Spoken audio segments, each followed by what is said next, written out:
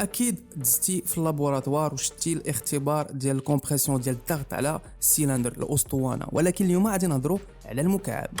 منين كيجيك شي بلان ولا تقرير غتلقى فيه مثلا هذه التسميه ديال البيطون سي 25 25 هي ديال الاختبار على الاسطوانه و30 على المكعب.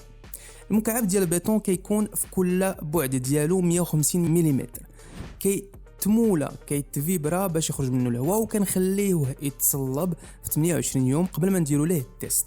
الهدف هو قياس مقاومته للضغط ولا الكومبرسيون. كيطبق عليه واحد الحمل كيطلع تدريجيا بآلة الضغط، ومن بعد كنقيسوا هذاك الحمل الاقصى على المساحه الكونترانت. لكن رد بالك، المكعب ماشي هو الاسطوانه. المكعب كيعطي مقاومه اكبر بحوالي 25% بسبب لي ديمونسيون، بسبب الشكل ديالو. ما يمكنش نقارنوهم بلا ما نستعملوا واحد المعامل تاع التصحيح. هذا الاختبار كيدار سواء في 7 ايام، في 14 يوم ولا 28 يوم، باش نشوفوا كيفاش كتطور هذيك المقاومه لا ريزيستانس ديالو. بلا بيه ما يمكنش نصادقوا على البيطون، ما يمكنش لينا نتبعوا البني ديالنا. واش عمركم شفتوا في اللابوراتوار هذا التيست ديال الكوب؟